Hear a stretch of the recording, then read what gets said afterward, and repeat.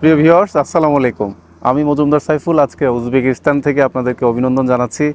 আজকে আমরা উজবেকিস্তানের যেই সম্ভাবনা দেখতে পাচ্ছি, উজবেকিস্তান সামনের দিকে বাংলাদেশিদের জন্য একটি সম্ভাবনার জায়গা হতে যাচ্ছে। তবে এই মুহূর্তে আমরা বাংলাদেশিদের তেমন কোনো আনাগোনা দেখতে পাচ্ছি না। এখানে যতগুলো কোম্পানি আমরা ভিজিট করেছি, প্রত্যেকটা কোম্পানিতে বাংলাদেশিদেরকে পরিসংখ্যান করার মতো কোনো সংখ্যা আমরা দেখি নাই।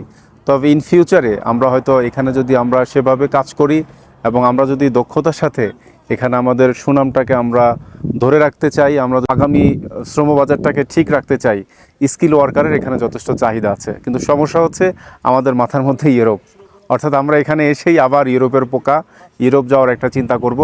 তো ইউরোপ যাওয়ার চিন্তা যদি থাকে, আপাতত সেটা মাথা থেকে ফেলে দিতে হবে। মিনিমাম 6 মাস বা 1 বছর এখানে স্টে করতে হবে।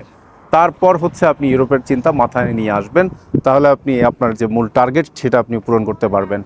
ইনশাআল্লাহ আপনাদের সাথে আবারও দেখা হবে এবং কথা হবে।